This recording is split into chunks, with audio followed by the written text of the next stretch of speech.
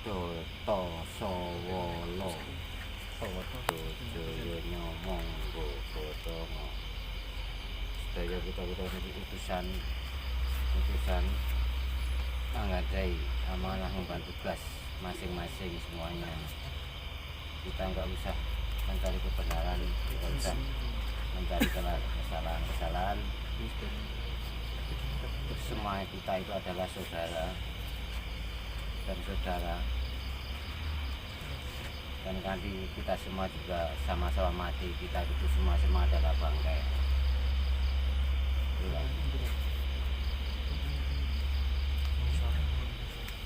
Kita saling sama-sama melihat kalau kita itu sama-sama makhluk sejati, makhluk Gusti.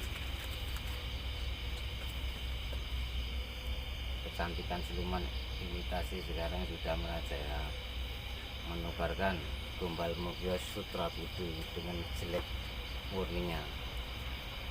Dia tengah menaruh pot dalam kamar, dalam satu buah itu akan berkembang dan terus berkembang, terus buah itu akhirnya penuh dengan satu kamar di tempat tidur masing-masing. Akhirnya buah itu tiap harinya akan memetik buahnya, hasil sampai ratusan miliar, dan setiap tahunnya ratusan triliun mungkin. Itulah kebodohan Gombal Mugyo Sutra Budu itu. Kita makanya hati-hati dalam sekarang meneruskan dalam perjalanan menuju Gusti yang Widi dengan secara yang sungguh dan sangat-sangatlah manembah manekung marang mohatu. Nggak usah jauh-jauh, sebelum kita dihadap kiblat, kita itu mengiblatkan diri sendiri, menghadap diri sendiri saja, agar kita menjadi kiblat, dan harus kita menjual diri sendiri. Jadi nggak usah jauh-jauh, nggak usah mencari-cari yang ribuan tahun, ratusan tahun. Sekarang sebenarnya sudah banyak terlihat, hanya saja kita ini yang tidak mengerti atau tidak mengetahui dan kurang teliti cara melihat. Karena lihat saja, contoh saja Nun Sewu Rayu Cak Nun itulah kiblat umat. Cak Nun adalah kiblat umat. Dialah tauladan kemuliaan kejiwaannya. Dia seperti itu karena sudah menemukan kerasulannya dan kenabiannya. Itulah kejiwaan sebenarnya. Maka janganlah ditiru dari omongan atau keilmuannya. Tirulah bagaimana kita ini bisa menjadi seorang Cak Nun. Itulah kiblat umat. Kalaupun di Jawa ini ada satu imam, beliau Cak Nun, mungkin damai sejahtera, tentram damai sejahtera kalau satu imam. Karena di Jawa ini bermacam-macam imam. Ada imam raksasa putih, ada imam dajjal, ada imam surga, imam neraka, yang bayani imam sesat ini. Jawa ini, itulah yang menyesatkan umat.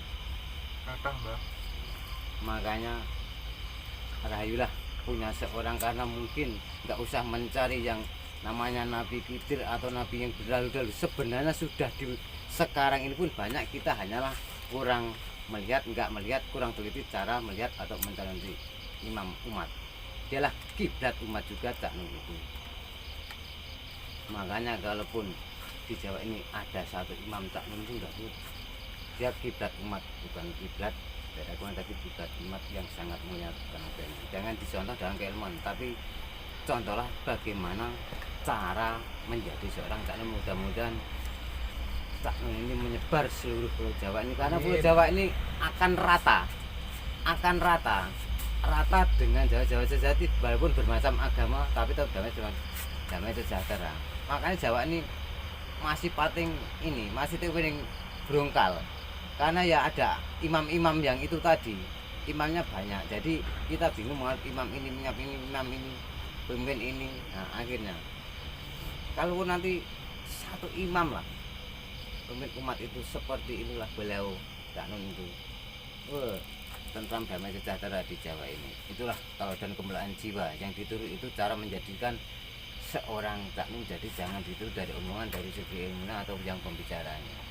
Itulah, itu juga dihidirkan, bukan nabi-nabi, bukan dihidirkan bagi umat-umat. Dia adalah tauladan kemuliaan.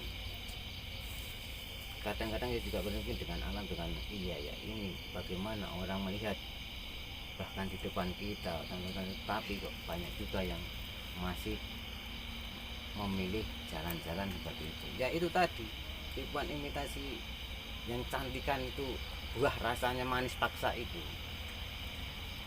Itulah kita itu berhati-hati dalam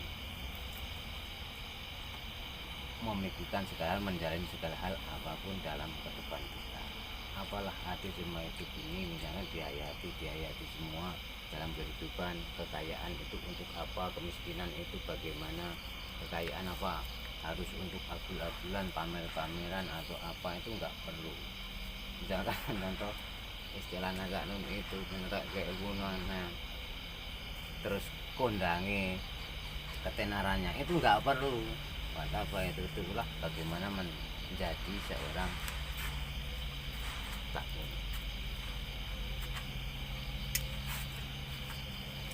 Sudah menemukan kan mafianya dan katakan bahwa kita itu semua adalah sebenarnya utusan. Semua manusia itu Pak. Ya utusan, tapi maksudnya tugas amanah masing-masing.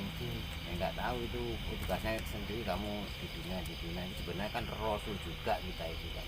Dinamakan roh juga kita itu juga rasul semua itu dulu yang sudah ribuan ratusan itu adalah tauladan. Oh beginilah utusan Allah itu benar menjadi begini. Enggak usah mencari yang ribuan ratusan tahun. Sekarang itu banyak di bawah. Hanya saja kita itu yang kurang melihat, kurang teliti dalam melihat, dalam mengikutinya. Kadang orang sekarang bingung kayak gabah diinteri kan itu, malu konong ini, malu kening ini, malu konong, saling benar saling tarik. Ya enggak, ini bukannya menyanjung atau menjelekkan, menyanjung kan ya enggak boleh lah, tapi kan kenyataan. Kadang kenyataan. Menyanjung aja enggak boleh, apalagi menjelekkan kan. Itu kan kenyataan, itu mengakui. Dalam ini makanya ya Hanocorowo tadi ya, semua itu adalah akan mati dan kita semua bangkai. Itu dia Hanocorowo itu. Ini sudah waktunya Jawa bangkit Mbah, Majapahit bangkit nih Mbah. Iya jelas, karena sudahlah ini puasa sudah Sabda Palon lagi janji itu pasti, karena dalam yang saya dapatkan dari Amin itu juga dari beliau dulu, saya pernah dari sesepuh saya sendiri, dari orang tua sendiri dulu. Iki sok dempen perjanjiane Jayabaya iku aku wis melu agama suci. Kowe piye Sabda Palon? Lho, aku gak iso. Aku kuwi dahyange Jawa. Aku ratune Jawa gak iso. Kowe kok iso ngono? Langsung Jawa itu terkejut. Oh iya ya. Aku jane orang ini, tapi dia sudah kudrat. Sudah terlanjur, maksudnya gitu. Nah makanya nanti 500 tahun lagi akan saya minta siapapun yang akan menurut ya tetap dihancurkan. Karena apa? Tanda-tanda Gunung Merapi meletus, jalan terus hama-hama, pertanian itu sudah, sebenarnya ini sudah ada tanda-tanda. Makanya dahyang itu juga yang cuma juga dahyang Jawa itu yang Sabda Palon itu, tapi itu tidak bisa dipikirkan sampai segitu karena itu tapi harus diakui, diyakini karena sudah ini 1400 berapa ini? 1400 berapa? 42 apa? 400 berapa? Itu kan berapa tahun lagi? 500 tahunnya. Setelah 500 tahun itu dalam jangka Sabda Palon. Setelah 500 tahun lebih. Ini sudah kelihatan kok. Karena sudah pada bingung kok. Ikut sana kayak gini, ikut situ kayak gini kan gitu ya. Makanya Jawa-Jawa sejati ini harus bangkit dan meluruskan bukan umat-umat kita jangan sampai tersesat, tertipu dengan kepalsuan, dengan iming-imingan, dengan dan ayat-ayat buku itu dari mana, siapa yang membuat loh. Terus semuanya pakai kedok untuk kedok sampai kasihan lah saudara-saudara kita itu. Nah, maka mudah-mudahan saya ini Mbah ini kan bukannya nggak mau didatangi atau nggak mau ditemui atau enggak, tapi tidak layak lah Mbah ini karena juga situasi tempat. Nanti aja kalau Mbak Muluk ini punya tempat mungkin akan mengumpulkan, mengundang semua saudara-saudara Jawa untuk menyambung tali kasih persaudaraan, menyatukan pikiran, hati dan jiwa kita untuk bersatu, untuk tumbuhlah. Nah, Jawa nanti akan rata. Ini mudah-mudahan jiwa-jiwa ini tumbuh di antara di Jawa ini, di timur ini sudah tumbuh tapi masih nimbul belum rata. Tapi ini mungkin sudah kelihatan. Kita ngarani bumi ini rotong kutukul umat kayak cikru ya, inilah cikru ini Jawa gitu tukule kalau lalu bareng brol gitu. Seperti itu kalau dari saya seperti, tapi saya yakin karena kalau terlanjutan ini sudah tanda-tanda semua jonggo Joyoboyo semua ini kan sudah kita alami ini, Pak geblok sakit yang tidak jelas sakitnya ini kan ini ya, makanya ini ya hanya saja kepesan keikhlasan menghadapinya itulah. Itu bagi saudara-saudara seperti itu.